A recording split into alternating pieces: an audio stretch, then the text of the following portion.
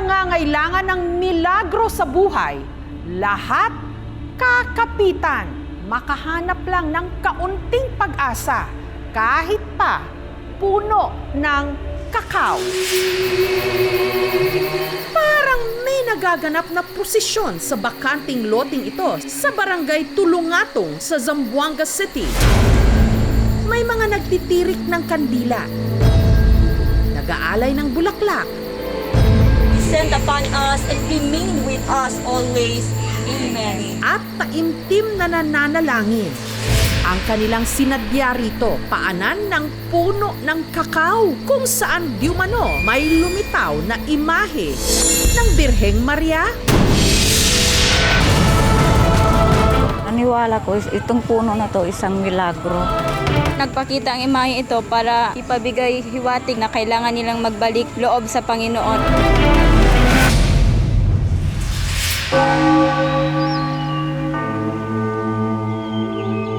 Ang imahe na nasa 7 pulgada raw ang laki, una raw nagpakita sa tindera ng turon na si Roselyn na ang pwesto nasa tapat lang ng puno. Paglingon ko, ma'am, nakita ko yung imahe. May green-green, yung sa tiyan niya may pula-pula. Para sa akin, may karga-karga siyang baby. Pero makalipas ang ilang linggo, ang mister ni Roselyn na si Inosente biglang nagkasakit. Heart enlargement. May high blood na siya. Si Mama Mi, nagalit siguro siya sa akin kaya hindi ko siya pinansin. Nag-iyak talaga ako. Paano na kung mawala man yung asawa ko? Kasi mayroon pa akong mga anak paralin, 2. Hanggang isang araw, Ikiduyan na ng puno ng kakao, durmi-durmi yo, dudurmido yo, tiene así kitik na dinyo. Yes, por tiene kakateste ko sa kwan kumigo. Hasta ara, dul okay adimio, el dinyo puso. at doon na raw nagsanga-sanga ang kwento na di umano mapaghimala ang tinawag na rin nilang Birheng Maria de Cacao.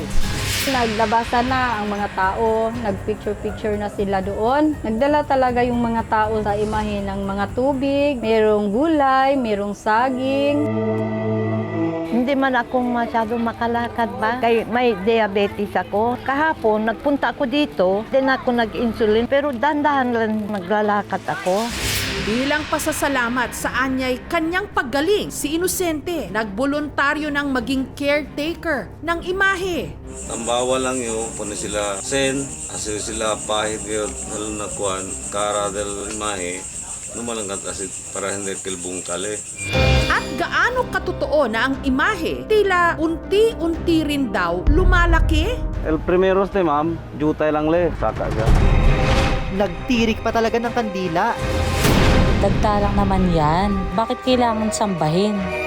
Nintende te cree, esta kanila, okay lang namin. Pero yo ta creo, amo lang sa inyo. Ese imahe, ya puede conmigo ayuda, hace bueno de mi enfermedad. Totoo nga kayang gumaling na si Inosente sa kanyang mga sakit?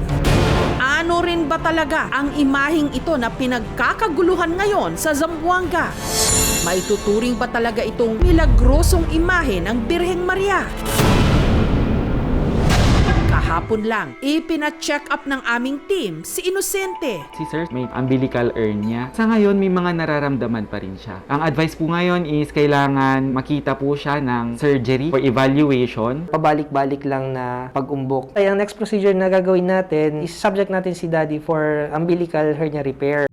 Maaari kasing magkaroon nga ng placebo effect, no? Kasi kung may nagpatotoo na itong imahe nito ay may milagro o mapaghimala at ikaw naman ay sabihin na natin humahanap din ng himala yung paniniwala na nagbibigay kagalingan yung imahe na nakita mo. Na minsan nga nadidisregard mo yung bagay na ginagawa mo na mas nakakatulong sa pagpapagaling mo tulad ng pag-inom mo ng gamot. Meron pa ring paniniwala sila sa mga miracles. Wala silang kakayahan mag-avail ng mga health services. Napakalaki ng challenge kasi kulang pa rin tayo sa doktor, sa mga health facilities, and gamot.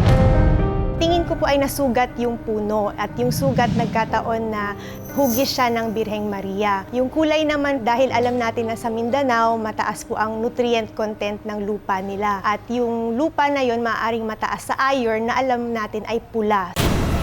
Hindi basta-basta sinesertipikahan o pinapatutuhanan ng Vatican ang diumanoy Marian appearances. Imbestigahan kung ito ay makatotohanan at sa panahon lalo natin ngayon na napakaraming kahirapan, sakuna, ang palagi nating tampulan ng ating pansin ay Diyos. Hanggat nagdadasal tayo sa Diyos at sa kanyang mga pinadala dito sa lupa, wala namang masama doon.